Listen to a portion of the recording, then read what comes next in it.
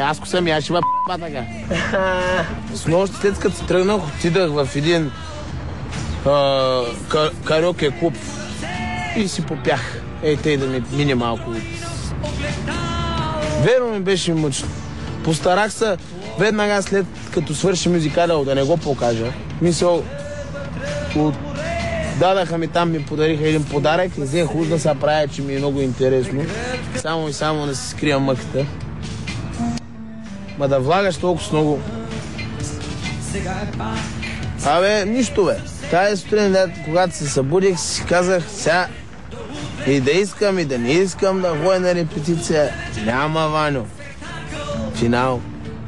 Всичко свърши. Толкова много съвети.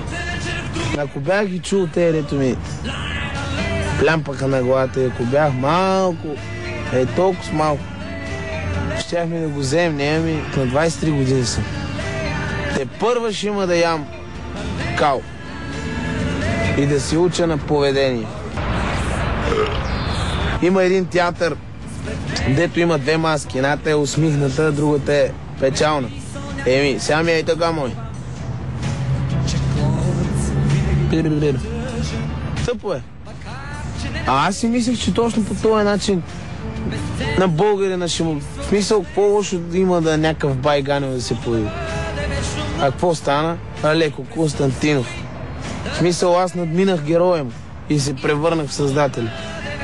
Печалният образ, дето му викат в кавички щастливец и дето се самоубива. Аз няма си самоубия, защото това е най-големия грях. Мечтая да си върна любовта на те, дето в началото бяха с мене.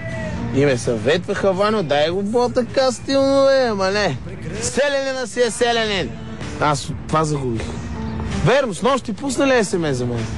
Не съм. Ама не искам. Ето. И това го казва млад човек. А в началото, братле, всички се усмихваха за мен. Аз преиграх. Както винаги. Иван е вече в историята на Music Idol.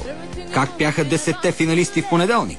Кой е следващият, който вота на телевизионните зрители ще изпрати?